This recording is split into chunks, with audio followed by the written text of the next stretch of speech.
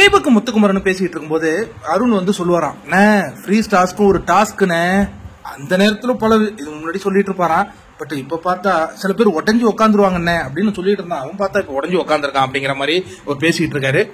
சரி, ஒரு பக்கம் வந்து அருணை பல பேர் கேள்வி கேட்டதை நம்ம பார்த்தோம். இன்னொன்னு, கான்ஸ்டன்டா ஒரு போட்டியாளரை நீங்க ஸ்ட்ராங், நீங்க வந்து நேர்மையா இருப்பீங்க, நீங்க நல்லவங்க அப்படின்னு சொன்னது யாருன்னு பாத்தீங்கன்னா போட்டியாளர் பவித்ராவை பத்தி. எல்லா குடும்பத்திலேருந்து வந்தவங்க அவங்க மேல ஒரு தனிப்பட்ட அன்பை செலுத்தியதை நம்மளால பார்க்க முடிஞ்சது.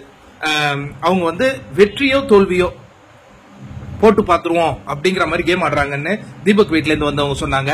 அதுக்கப்புறம் அந்த சின்ன குழந்தை அவர் மேல ரொம்ப அன்பா இருந்தது. மஞ்சரி இவங்க யாரு, விஷால் பாட்டி, நீ நடிச்ச நாடகம் எல்லாம் பாப்போமா அப்படின்னு சொன்னதுல ஹைலைட்டா இருந்தது. அதற்கு அடுத்ததாக சௌந்தர்யாவை எல்லாரும் புகழ்ந்து பேசிய அந்த காட்சிகளையும் நம்ம பார்க்கிறோம். உனக்கு அதிகமான ரசிகர்கள் பட்டாலும் வெளியில இருக்கு அப்படிங்கறத நிறைய பேர் கன்வே பண்ணாங்க.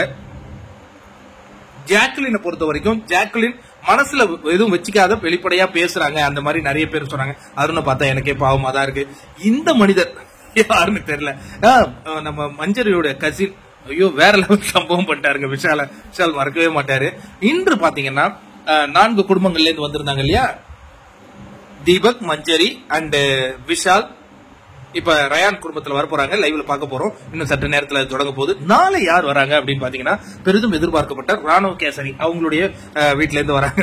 பெரிதும் எதிர்பார்க்கிற ராணுவ கேசரியா சௌந்தர்யா வீட்டுல இருந்து வராங்க. 3வது அன்ஷிதா வீட்டுல இருந்து வராங்க. 4வதாக பவித்ரா வீட்டுல இருந்து வராங்க அப்படிங்கிற அந்த தகவல் எல்லாம் நமக்கு கிடைச்சிருக்கு. நாளைக்கு லீவு. அற்புதமான எனக்கு பிடிச்ச கண்டஸ்டன்ஸ்ல இருந்து நிறைய பேர் வீட்டுல இருந்து வராங்க. நான் பாத்துக்கிட்டு